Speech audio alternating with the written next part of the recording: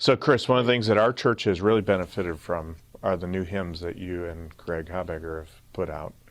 You actually have a website, and is it officially a company, or is it just a website?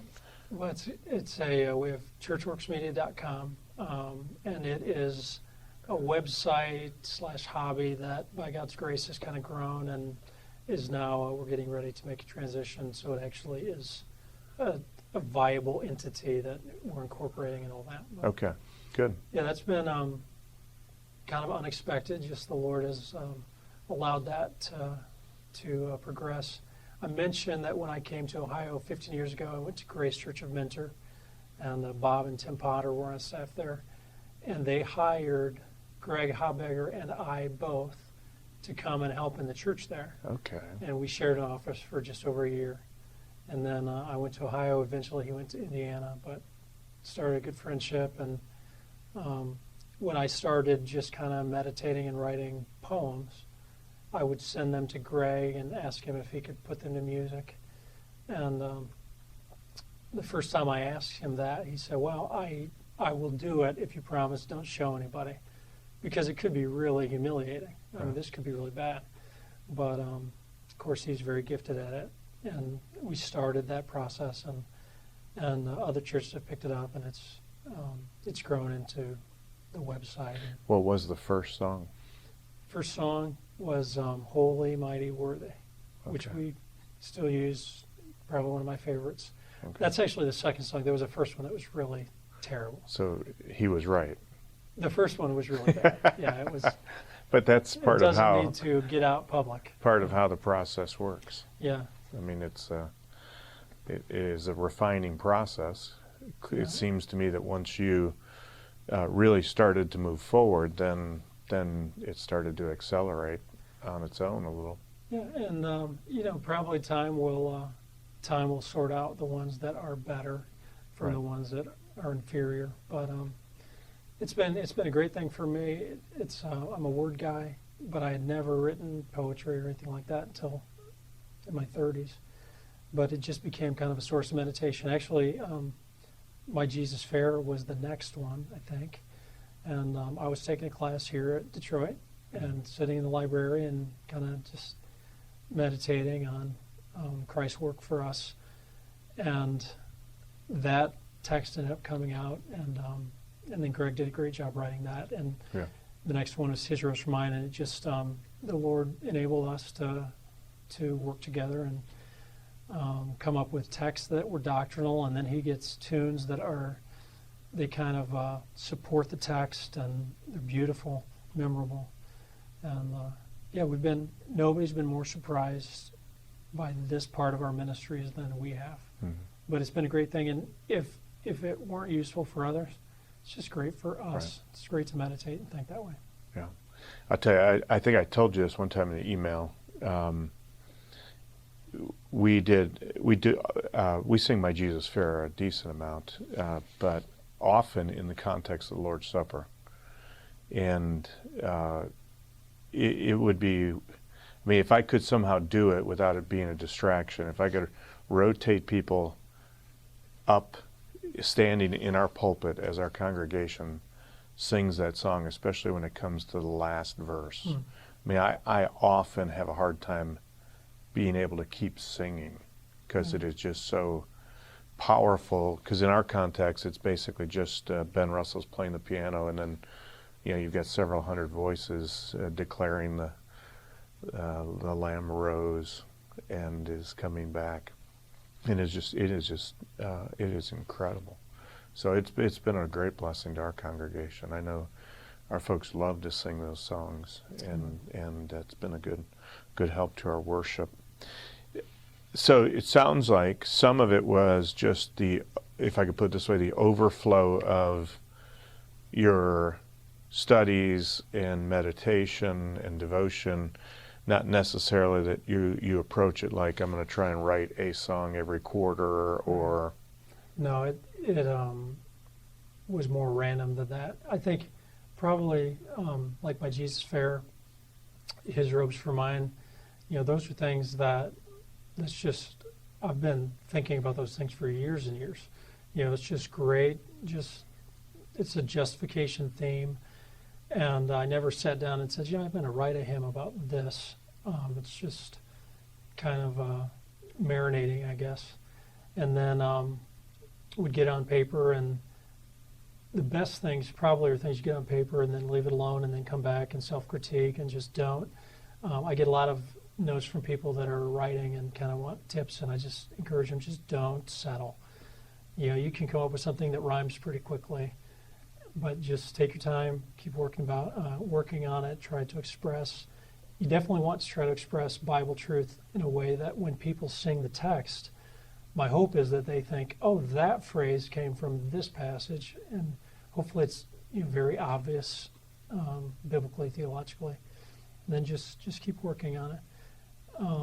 There have been a few times that I sat down to write a text for the sake of his name. Right. We wrote for the purpose of an SGI conference, and the Lord blessed that, and it went well.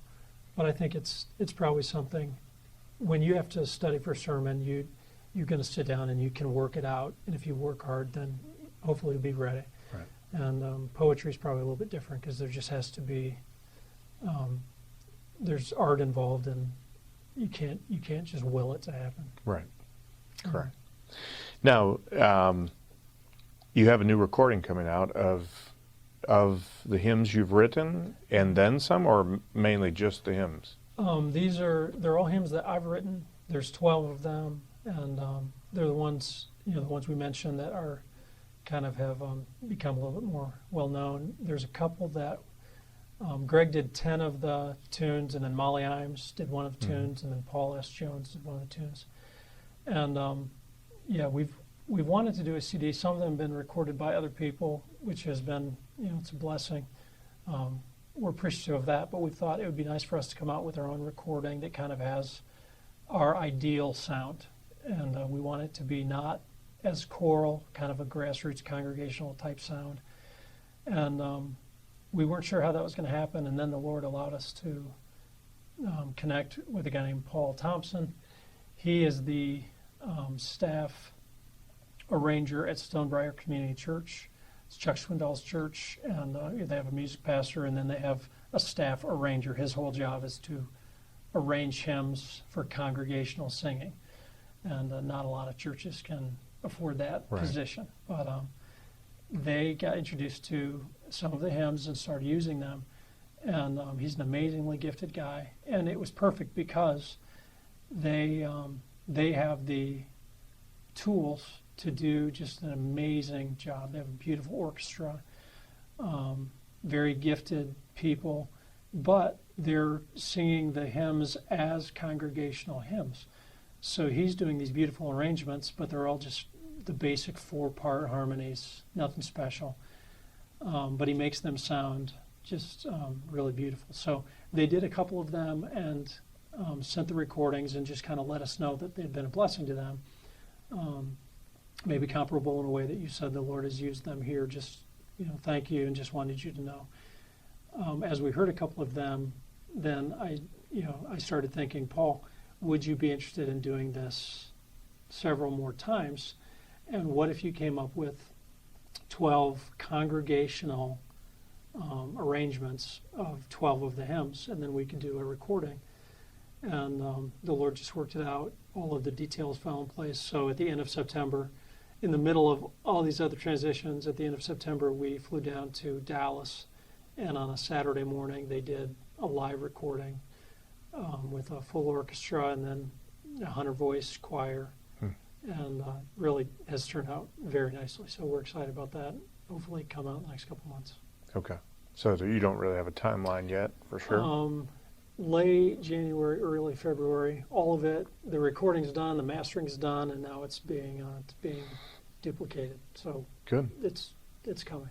All right. Yeah, excited about that. Good.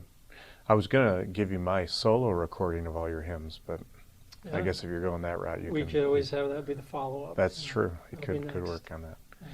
Have you received much critical, negative feedback on your hymns at all? I mean, you ever hear from people that aren't happy about something you've written or said?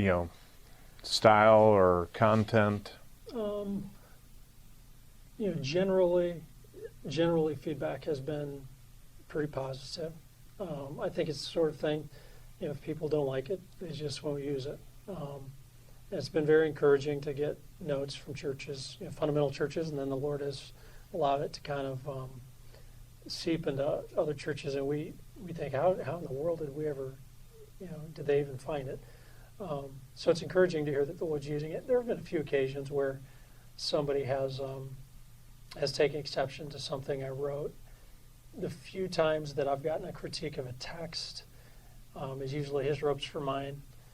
I talk, I think in the second verse, about Christ's vicarious life, and that's a point of contention among theologians, whether Christ lived a vicarious life on our behalf, or if his life only qualified him for a vicarious death on our behalf. And my understanding of Scripture is that Christ fulfilled the law on our behalf, Right. and his act of righteousness is credited to us in justification. And I've heard from people that have asked, can we change that a little bit so that it fits our theology? And we've kind of just felt like, we said that on purpose. That's how we understand the atonement. It's a pretty important thing. So, Right. But for the most part, feedback has been appreciative, and haven't gotten a lot of criticism, at least for those sorts of issues. Right. Music is obviously a hot button in our day. I mean, I've said we use them, we sing them. We think they're an excellent expression of good, solid music communicating biblical truth. Do you ever catch any negative on that side of it, that people think maybe you're accommodating to contemporary styles too much? There are people that may not appreciate the sound of them or something. I think Greg has been able to write in a genre that it sounds like fresh hymnody. It's not trite, and we're not trying to be contemporary and catchy. There's kind of an exalted feel to it, but it is very emotive. It's very expressive, and I think he writes, and I say this as a compliment, his tunes sound like a Getty tune in some ways. He's not trying to ape them or something, but he's done a good job that way. And I suppose there's people that don't like that. I tend to say I'm a big fan of Watts and Wesley and Newton. I just love meaty hymns with good tunes. And, Right. There are examples of great texts that have had poor tunes, and they've been buried for years. And then something like Before the Throne of God Above, Right. the Cooks write a tune that fits it perfectly. It's emotive. It's ideal for congregational singing, and that text has kind of been rescued from a bad tune. I'm glad to see that happening. And at our church, we're going to sing a lot of Watts and Wesley, maybe from the hymn book, maybe hymns that haven't made the cut, but they're great, and we'll Right. supplement.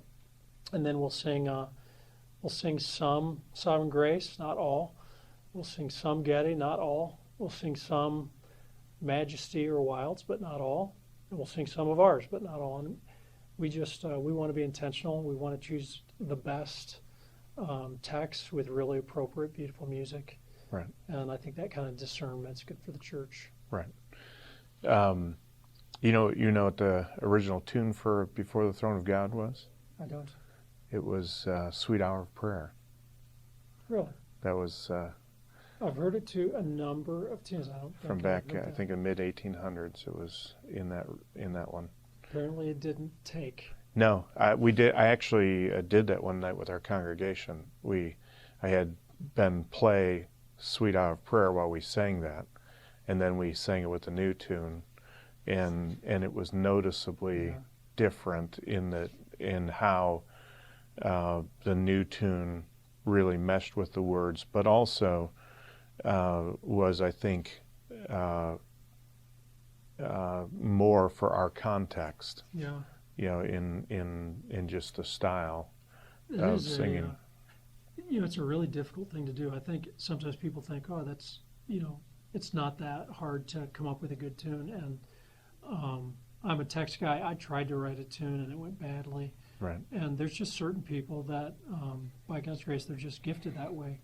What the Cooks did on that, when you get to "My Name is Written on His Hands," there's a climax in the music Right. that mirrors the climax in the text, and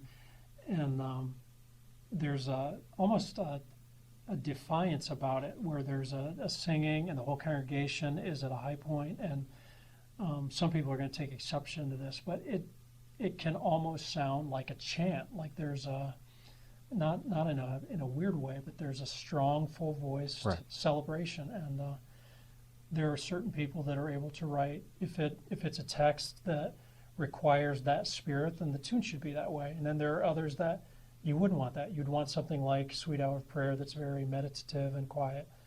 And I'm thankful for, it could be Cooks or Getty, Greg Habeger, people that are able to write tunes that really, I think they actually beautify the text. They take a text that is good in its own right, but they make it even better. Right. And then we can sing it as a congregation. It's pretty amazing thing. Yeah, I'm pretty sure it was "Sweet Hour of Prayer," but there may be some musicologist out there that might correct me on it. So, but that's what my tracking down on it was, because my point was to try and illustrate that even the tune and style of music does reflect the era in which it was written, and reflecting the era in which it was written is not the most significant issue in determining whether it's beautiful Right. or good music. Right. We're not a gospel song church, Right. and part of it is that those tunes, a lot of them reflect a particular era that doesn't come across well it does not seem like it matches the text. The one that I always joke about is, "Love lifted me." I was sinking deep in sin. That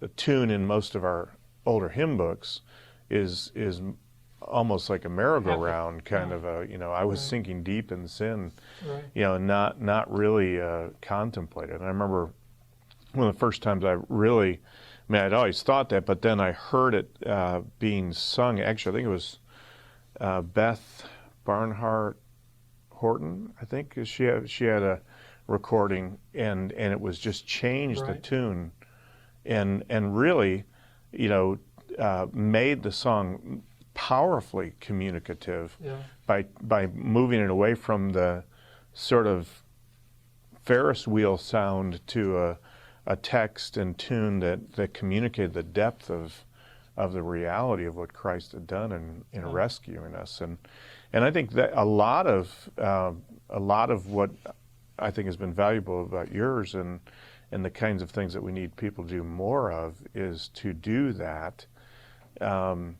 and avoid the knee-jerk reaction that sometimes can happen, that if somebody's making something new, they're making it contemporary, and contemporary is associated with compromise, Right.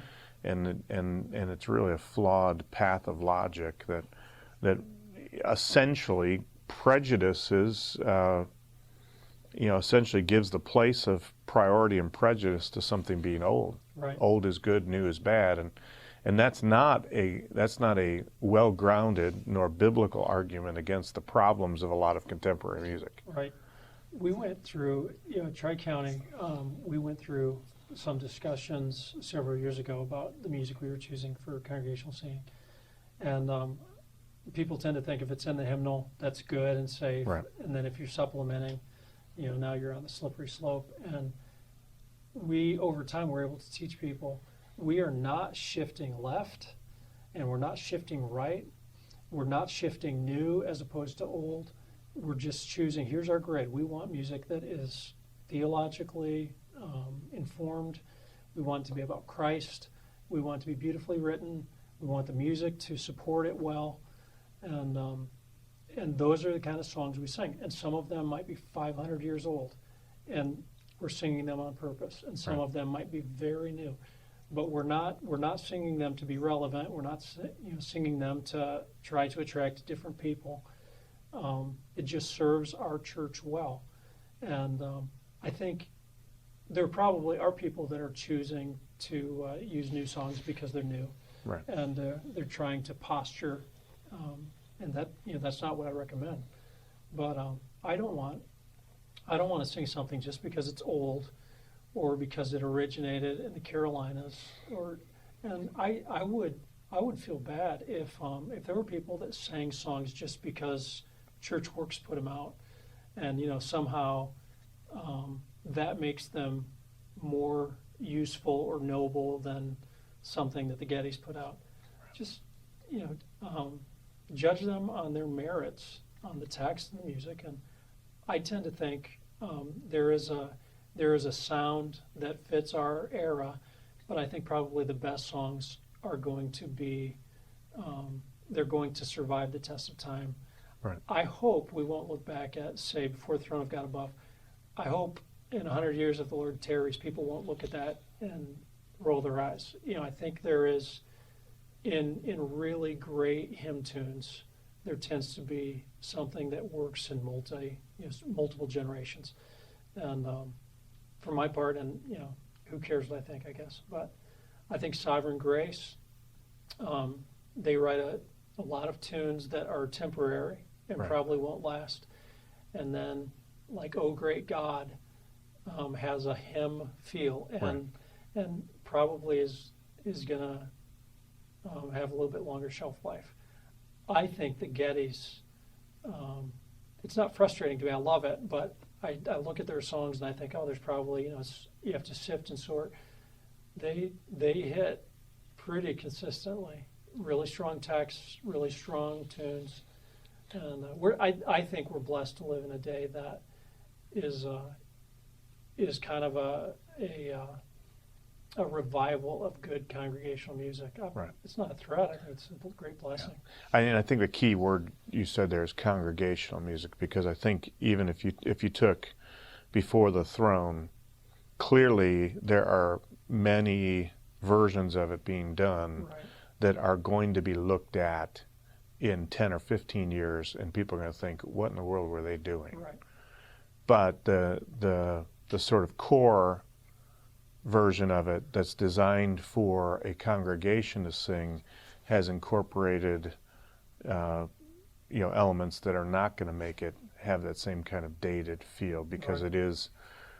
it has a sturdier base connected to it than You mean bass, like BASE. Oh, gotcha. Yeah, you got to get ready because you're going down south. Freudian. Got to get that bass Freudian. guitar going. I think this is a pretty intricate conversation, but I think when you strip music of the big sound, of the big instrumentation, and it might be the bass, Right. drums, guitar, or it might be pipe organ, but when you strip it down just to the bare bones of the harmonies and the text, really good songs will endure that. Right. And I think there's a lot of songs that if you take away the big accompaniment, you start thinking, that's really not that great.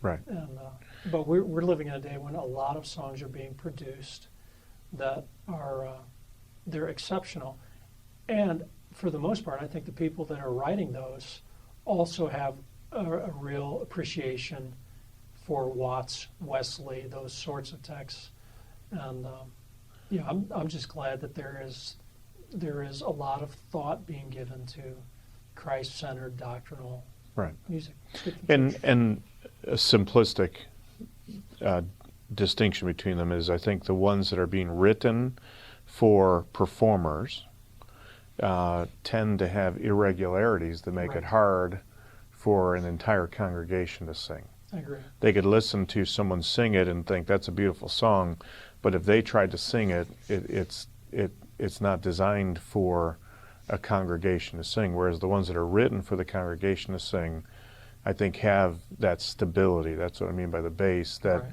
that it will transition through for the most part if it has All right. good text, good tune, and is not trite in either of those, then I think it will have some sustaining capabilities to it. Well, ChurchWorks has intentionally said we're writing congregational music, if you write congregational music, it can transition into performance, like for a Right. choir or a soloist, but it's pretty difficult for music that's written for a soloist to transition to congregational. I Right. think there's times it happens, but it's a pretty tough. It's a pretty tough transition to make, and we've all been in services where there's a song and you think, I like that song. I have a CD and it's beautiful, and you try to sing it congregationally and it's just awkward. Right. And I think some of the more popular styles are particularly prone to that because of the irregularity of certain aspects of it. I mean, it's not set up on a typical poetic structure, for Right. instance, even, and so you run into those types of problems with it. But I think we need to wrestle with it. Part of what we're talking about, I mean, I use the three words: they need to be accurate, they need to be appropriate, both for God and for believers who are following the true and living God, and then accessible. That is, in the two parts I talk about there are within the congregation's capability. I mean, if the congregation can't sing it, then it's not a beneficial worship Right. vehicle. And I think within the congregation's culture, in the sense of what we would normally think of in terms of cross-cultural. That is, I wouldn't think that I would go over to an Asian culture and import Western music. And I do need to wrestle with the facts of, we live in a time and a place. What are the appropriate ways in which we would sing within our culture, and not necessarily think our mission is to preserve the sound of a particular earlier culture. Part of what we're talking about is that music that's done well transcends those cultures because it's that more narrow cultural feel, because it's built on timeless beauty, Right. rather than something that has a beauty that's very much, like this moment. So we look back at how people dressed in the 70s and we go, who in the world thought that looked good? Yeah. And what we tend to do is sometimes we can get caught into that narrow silo of what's attractive, but not necessarily have it be timeless. Yeah. And I think if we can operate on what is timeless beauty, what's communicating truth consistently across the board, then I think we've got, we can do what you're doing, which is have new hymns that accurately communicate the truth in a way which is appropriate for believers and accessible to people who live now, and therefore have a congregational worship that is a ministry of the body and not just the few. Right. But I mean, and I think part of what you're saying, if I just I do think leadership in the church is supposed to help cultivate some of those things too. Right. So, so songs. I mean, we have this conversation, like a song like "Abide with Me," which is a beautiful song with great truth, but is really emotionally out of step with our day, because it causes you to deal with change and decay and preparation for death. And people want to come together and they want to be happy and they want to have something peppy and they want to have, and so sometimes people can take those kinds of songs, which really are meaningful for worship, and sort of push them away because we just want to sort of keep things a little bit lighter because that's the culture we live in. Right. And I think that's where we start to get dead-ended in terms of, this is probably not the softest way to say it, but emotional immaturity. Yeah. So we won't worship like the Psalms, which run the span from, joy and delight to Lament. lament. Yeah. because lament sort of freaks people out in our day. Right. So let's move that away. And the argument is definitely, when people talk about let's worship like the Psalms biblically, let's be joyful, let's be exuberant. I don't disagree.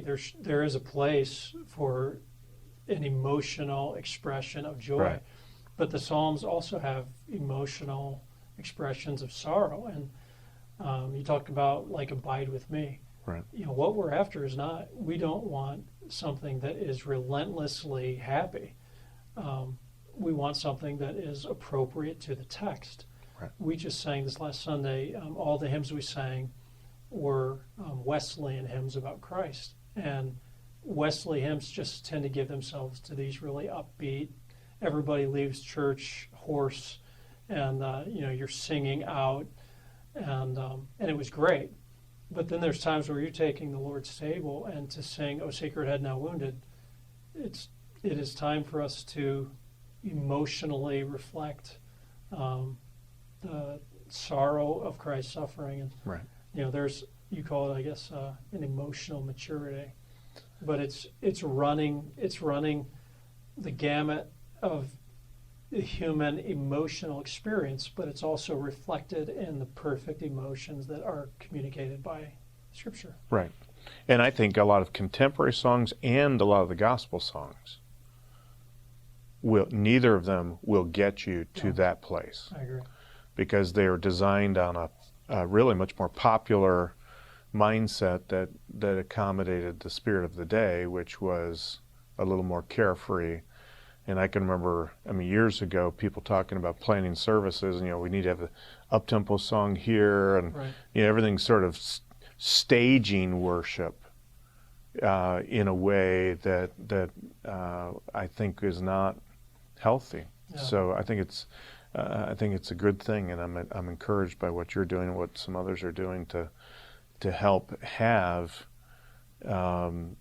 triumphant songs, as well as songs that you have to engage and really have a sense of feel the weight of that song, and let the truth sink in as you're singing it. And it may take the decibels down a few notches, but that's not a bad thing. Right. It can be a very good thing for people to engage at that level where they're really having a sense in their affections about this truth that's moving them toward Christ and what He's done. Amen. So thanks for what you're doing. Good.